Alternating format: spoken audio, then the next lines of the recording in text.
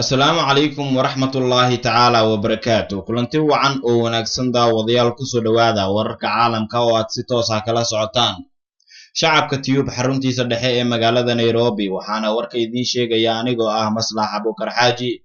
Qodobada warkayga aad ku daawan doontaan ayaa waxaa ka mid ah xildhibaanadii mooshinka ka keenay madaxweyne Waare oo ku dhawaaqay in gebi ahaanba ay ka laabteen mooshinkaasi. Maxkamadda ciidamada qalabka sida oo xukun ku riday askari lagu soo eedeeyay inuu dhac u geysanayay qaar ka mid ah shacabka ku nool magaalada Muqdisho. Kulankii Mukhtaar Robow iyo dowladda federaalka Soomaaliya oo kusoo dhamaaday is-afgarad. Britain oo si kulul uga hadashay khilaafka u dhexeeya dowladda Soomaaliya iyo dowlad goboleedyada. Weerar shacab lagu laayay oo ka dhacay gobolka Mudug. Maxkamadeynta Cabdi Maxamuud Cumar oo ah madaxweynihii hore ee dowlad deegaanka Soomaalida oo bilaabatay iyo cadeymo hor leh oo halkaasi lagu soo waramayo in la geeyay. Iyo Turkiga oo u digay boqortooyada Sacuudi Carabiya. Waxaan idiin soo gudbin doonaa su'aasheena maanta anagoona dib u eegi doonaa su'aashii shalay aan idiin soo gudbinay. Warkii oo dhammaystiran. Wararka ka imaanaya magaalada Jowhar ayaa waxay sheegayaan in xalay xildhibaanadii mooshinka ka keenay madaxweynaha maamulkaasi Maxamed Cabdi Waare ay ku dhawaaqeen in gebi ahaanba ay ka laabteen mooshinka ay saxiixeen oo ku aadanaa in gebi ahaanba ay xilka ka qaadaan madaxweynahaasi. Madaxweynaha Hirshabelle Maxamed Cabdi Waare ayaa waxa uu sheegay inay canaan u ahayd mooshinkii laga keenay 2 cisho ka hor, isagoo ka dhawaajiyay inuu diyaar u yahay inuu dhageysto dhaliilaha ay u soo jeedinayaan xildhibaanada maamulka Hirshabelle. Isagoo ka hadlayay kulan xalay ka dhacay xarunta madaxtooyada Hirshabelle ee Jowhar oo lagu shaacinayay in mooshinkii laga keenay laga laabtay, ayuu sheegay in uusan marna colaadin doonin xildhibaanadii mooshinka ka keenay. Ma colaadsan mana dorin mooshinka sharciyadiisa iyo farsamadiisa, si gaar ah uma xulafaysan kuwa aan iga qorin mooshinka. Iskuma dayin baarlamaanka dhexdiisa ah inaan ka bilaabo kala qaybin iyo kala qoqobid, ayuu yiri madaxweyne Waare. Waxa uu sheegay in eedeynta loo soo jeediyay ay tahay mid taabanaysa xaaladda guud ee Hirshabelle ay ku sugan tahay, isagoo xusay inuu diyaar u yahay inuu saxo wixii qaladaad ah ee jira. Madaxweyne Waare ayaa waxa uu soo dhaweeyay sida xilkisnimada leh ee xildhibaanada uga laabteen mooshinka, waxaana haatan wixii ka dambeeya uu sheegay inuu diyaar u yahay inuu wax ka saxo qaladaadka jira. Gudoomiyaha baarlamaanka Hirshabelle Sheekh Cusmaan Barre ayaa sheegay in dadaalada lagu baajiyay mooshinka Waare ay dowladda federaalka Soomaaliya gacan ka geysatay, gaar ahaan madaxweynaha iyo ra'iisul wasaaraha. 2 cisho ka hor ayaa ahayd markii in ka badan 50 xildhibaan ay ku dhawaaqeen inay mooshin ka saxiixeen madaxweyne Waare, waxaana ay sheegeen inuu ku fashilmay in uu si wanaagsan u hogaamiyo maamulka Hirshabelle.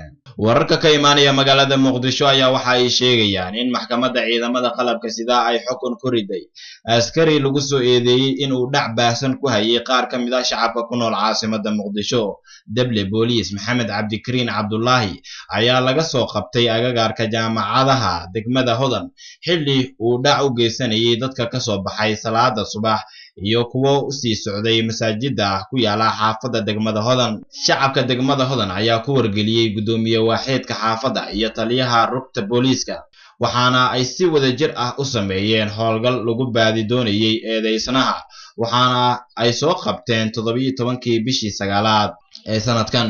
Isla maalintaas ay u soo wareejiyeen xafiiska xeer ilaalinta ciidamada dambi baarista amniga Dable Booliis Maxamed Cabdikariin Cabdullaahi, waxaana xafiiska xeer ilaalinta uu weydiistay garsoorayaasha maxkamadda in loo gudbiyo xabsiga. Xafiiska xeer ilaalinta ciidamada ayaa 25kii bishii 9aad ee sanadkan baaritaan dheeraad ah kadib waxa ay soo dhameystireen gal dacweedka eedeysane Dable Booliis Maxamed Cabdikariin Cabdullaahi, waxaana ay codsadeen in la mudeeyo dacwad qaadistiisa. Maxkamadda ayaa u fariisatay dacwadda ka dhanka ah eedeysanaha, waxaana ay dhageysatay dhinacyada xeer ilaalinta iyo qareenka u doodayay eedeysanaha, waxaana sidoo kale maxkamadda lagu soo bandhigay dhibanayaashii dhaca loo geystay iyaga oo laga dhageystay dhammaan cabashadoodii. Ninkan xariga loo geystay ayaa waxa uu ka tirsan yahay ciidanka booliiska Soomaaliyeed, iyadoona inta badan qaar badan oo ka mid ah ciidamada dowladda federaalka ah ee Soomaaliya lagu eedeeyo in marar badan ay dhac u geystaan shacabka ku nool caasimadda Muqdisho. Kulankii magaalada Baydhabo uga socday Mukhtaar Robow Abu Mansuur iyo dowladda federaalka ah ee Soomaaliya ayaa waxa uu ku soo gabagaboobay is-afgarad. Wararka naga soo gaaraya magaalada Baydhabo ee xarunta ku meel gaarka ah maamulka Koonfur Galbeed ayaa waxa ay sheegayaan inuu soo dhamaaday kulankii u dhaxeeyay xubno ka socday dowladda Soomaaliya oo uu hogaaminayay taliyaha nabad sugidda qaranka Xuseen Cismaan Xuseen iyo musharaxa u taagan xilka maamulka Koonfur Galbeed Mukhtaar Roobo Abu Mansuur. Kulanka oo soo bilowday xalay isla markaana bilowgiisii aan si fiican la isku fahmin ayaa daqiiqado ka hor waxa uu ku soo dhamaaday magaalada Baydhabo. Sida ay noo sheegayaan warar xog ogaal ah, Mukhtaar Roobo Abu Mansuur iyo dowladda Soomaaliya ayaa waxa ay gaareen heshiis ku dheehan dhinaca is-afgaradka. Kulanka oo lahaa qaybo kala duwan ayaa ugu dambeyntii waxaa lagu heshiiyey inuu Roobo sii wato musharaxnimadiisa isla markaana uu noqdo hogaamiye hoos yimaada dowladda dhexe kuna shaqeeya amarada dowladda sida ay xogta hoose noo sheegayso.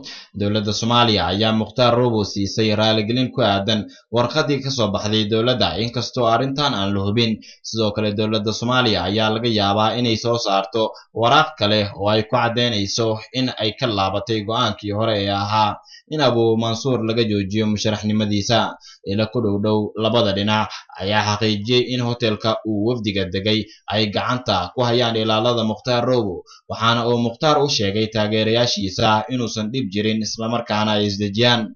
Kulan ay xalay goor dambe yeesheen ayaa Mukhtaar loogu sheegay inaysan jirin waxa suuqa la geliyay ee ah in xabsiga loo taxaabi doono. Wafdiga dowladda ka socday oo ay ku jiraan qaar ka tirsan xildhibaanada Koonfur Galbeed ku matala dowladda dhexe ayaa la filayaa in saacadaha soo socda ay ku soo laabtaan magaalada Muqdisho. Mukhtaar Roobo waxaa horey uga soo baxay ururka Al-Shabaab isagoona inta badan ay shacabka aaminsan yihiin inuusan weli cafis weydiisan shacabka Soomaaliyeed, sidaa daraaddeedna uusan u qalbin xilligan inuu u soo tartamo xilka madaxweynenimo ee maamulka Koonfur Galbeed, inkastoo ay u muuqato in dowladda Soomaaliya arrintan ay xal ka gaartay. Dowladda Britain ayaa waxaa si kulul ay uga hadashay khilaafka weli u dhexeeya dowladda federaalka Soomaaliya iyo madaxda maamul goboleedyada.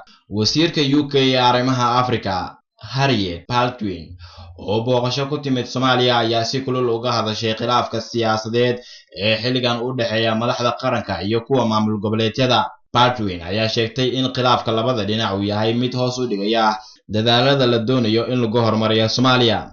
Baldwin waxa ay tilmaamtay inay aad uga xun tahay in khilaaf ceenkaas ah uu soo kala dhex galo madaxda qaranka iyo maamulada, waxaana ay ka digtay in xal loo waayo khilaafka. Waxa ay sheegtay in 300 oo sano ka hor ay dhexdooda ka jirtay khilaaf noocaasi ah isla markaana ay doonayso in ay la qaybsato khibradda ay u leedahay marka loo eego dalkeeda iyo sida arrintaas xal uu uga gaaray. Waxaana ay tilmaamtay in adduunka ay ahmiyad gaar ah u leedahay midowga Soomaaliya. Waxa ay walaac ka muujisay khilaafka, waxaana ay ku talisay in wax walba tabashooyinka jira lagu xaliyo miiska wadahadalka. Walaac aad u xoogan ayaan ka qabnaa arrintaas, waxaana rajaynaynaa in xal waara laga gaaro. Britain waxa ay ka mid tahay saaxiibada ugu waaweyn Soomaaliya, waxaana haatan ay ka mid tahay dhinacyada sida weyn uga walaacsan xiriirka aadka u xun ee u dhexeeya dowlad goboleedyada iyo dowladda dhexe ee Soomaaliya.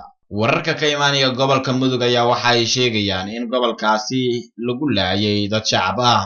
Wararka naga soo gaaraya gobolka Mudug ayaa sheegaya in maleeshiyaad hubaysnaa ay weerar ku qaadeen gaari ay la socdeen dad shacab ah.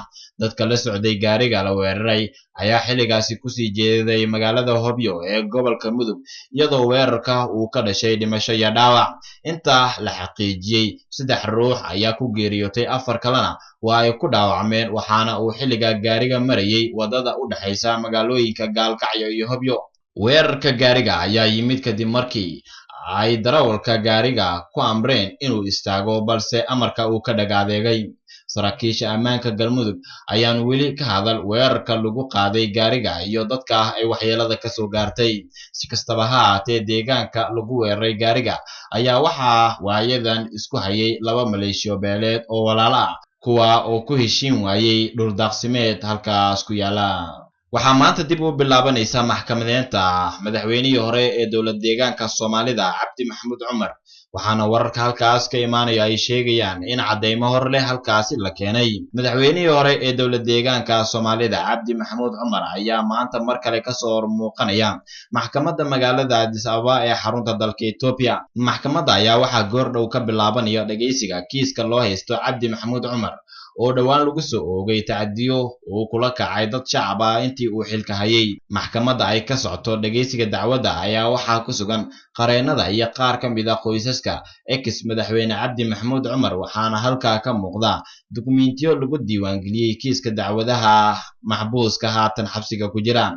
Dacwadda dhageysigeeda ayaa maanta bilaabatay, waxaana horey u baaqatay in dacwadan la dhageysto, iyadoona haatan lagu waramayo in qareenada kasoo horjeeda cabdi maxamuud cumar ay soo bandhigeen cadeymo aad u tiro badan oo ay doonayaan inay ku xaqiijiyaan inuu yahay qof dambiile ah.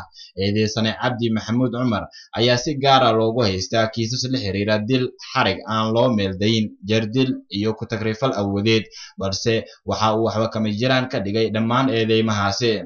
cabdi maxamuud cumar ayaa ku doodaya in shakhsi ahaantiisa uusan ku tagrifalin awoodda maamulka, hase ahaatee wax walba oo dhacay ay ku yimaadeen tallaabooyin lagu ilaalinayay deganaanshaha dhulka. Ciidamada Koofi Casta Ethiopia ayaa cabdi maxamuud cumar kala soo baxay magaalada Jigjiga, iyagoo u gudbiyey guri ku yiilay magaalada Addis Ababa 27kii bishii Agoosto.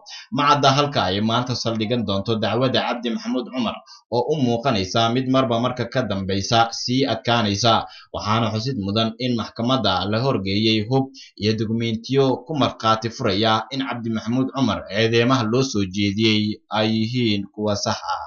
markana akhbaaraadka kale ee caalamka, dowladda Turkiga waxaa digniin aad u culus ay siisay boqortooyada Sacuudi Carabiya. Madaxweynaha dalka Turkiga Recep Tayyip Erdogan ayaa sheegay haddii ay ku caddaato boqortooyada Sacuudi Carabiya inay dileen saxafigii la waayey xilli uu booqanayay qunsuliyadda Sacuudiga uu ku leeyahay magaalada Istanbul, in uu xumaan doono xiriirka kala dhexeeya dalka Turkiga. Erdogan ayaa intaa ku daray Sacuudiga inuu sidoo kale dilkan ku waayi doono xukuumadaha London, Washington iyo kuwo kale oo reer galbeed ah in ay dib uga fiirsadaan jacaylka ay u qabaan dhaxal sugaha Sacuudiga Maxamed bin Salmaan. Sawirka cusub ee Sacuudiga ma noqon doono mid isbeddel xambaarsan, ee wuxuu noqon doonaa dal shirqool dil ka geystay ciid dal ajnabi ah, ayuu yiri madaxweynaha Turkiga, oo tilmaamay arrintan inay tahay mid halis ah, fadeexana ku noqon doonta dowladda Sacuudiga. Turkiga ayaa baaritaano hordhaca oo uu shaaciyey lagu sheegay in saxafiga rugcadaaga ah ee Sacuudiga u dhashay Jamal Khashoggi lagu dhex dilay qunsuliyadda Sacuudiga. Shirqoolkaas oo ay kasoo qayb qaateen ciidamada Sacuudiga ee sida gaarka ah u tababaran, kuwaas oo meydkii meesha ka saaray. Jamal Khashoggi ayaa aaday qunsuliyadda uu dalkiisa ku leeyahay Istanbul talaaladii lasoo dhaafay si uu uga soo qaato warqado la xiriira arooskiisa oo dhici lahaa. qunsuliyadda Sacuudiga ayaa si weyn u beenisay arrintaas, iyadoo sheegtay in Mr. Khashoggi uu dhismaha qunsuliyadda ka baxay talaadadii. Ugu dambeyntiina, xukuumadda Shiinaha ayaa waxay xaqiijisay inay xabsi ku hayso madaxii hay-adda Interpol ee dalkeeda. Dowladda Shiinaha ayaa markii ugu horeysay shaaca ka qaaday inay baaritaan ku hayaan madaxa hay-adda booliiska caalamiga ah ee Interpol oo la waayey ku dhowaad 2 toddobaad ka hor.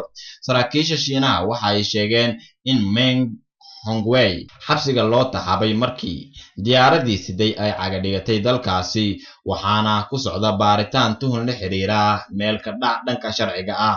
Guddiga qaranka ee la dagaalanka musuqmaasuqa ee xukuumadda Beijing ayaa sheegay warka la xiriira in la xiray madaxa hay-adda booliiska caalamiga ah ee Interpol ee dalkaasi kadib howlgal ballaaran oo musuqmaasuq ka dhan ah oo uu amray madaxweyne Xi Jinping, kaas oo horseeday in toddobaadyo ama bilo ka hor la xirxiro dad aad u fara badan oo mas'uuliyiin ah. Mr. Meng ayaa la soo xiriiray qoyskiisa 25kii bishii hore ee Sebtembar kadib markii uu ka ambabaxay magaalada dalka Faransiiska ku taala ee Lyon ee xarun u ah Interpol.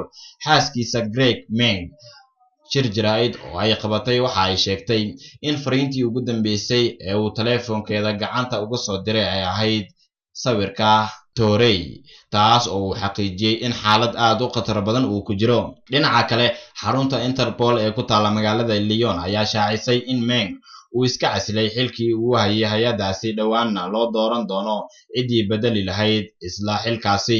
Tan iyo markii la waayey Mr. Meng, waxaa lagu weerarsanaa halka uu ku sugan yahay, balse hadda mar kale waxaa la isweydiinayaa sababta keeni karta in si fudud dowladda Shiinaha ay xabsiga ku dhigto mas'uul xilli intaas la eg haya. Wahagaag daawadayaal, markana su-aasheena maanta. Inta aan u gudagalin su-aasheena maanta, haddii aan eegno su-aashii shalay aan idiin soo gudbinay, iyo daawadayaasha fikradahooda saliimka ah kasoo dhiibanaya. markana su'aasheena maanta ayaa waxa ay ku saabsan tahay inta badan dhalinyarada Soomaaliyeed waxa ay ka cawdaan in shaqo la'aan baahsan ay ku hayso gudaha dalka iyadoona ay jiraan dhalinyaro wax ku bartay ilaa iyo heer jaamacadeed gudaha dalka kuwa oo sheegay in ahmiyadda koowaad dawladda haatan jirta ay siinayso dhalinyarada qurba joogta ah ee aan dalka waxba ku baran. haddaba dhalinyarada gudaha dalka wax ku bartay qaab ceenkee ah ayaa loogu dhiirigelin karaa inay yihiin kuwa xaq u leh in shaqooyinka ugu waaweyn dalka iyagu la siiyo maadaama dalkooda aysan meelna uga bixin isla markaana xaalada adag oo daruufeed ay wax ku barteen. si aad fikirkaaga nala wadaagto dhanka iyo WhatsApp-ka ayaad fikirkaaga oo saliim ah noogu soo gudbin kartaa. guud ahaanba waa inaga intaa warkii caalamka oo aad kala socoteen shacabka Tube. waxaa warka idiin sheegayay anigoo ah Maslax Abuukar Xaaji. tani intaynu ku kulmi doono warkan kan xiga waxaan idinka tegaynaa sidaa iyo nabadgelyo noole kulantay. Amaan Allah.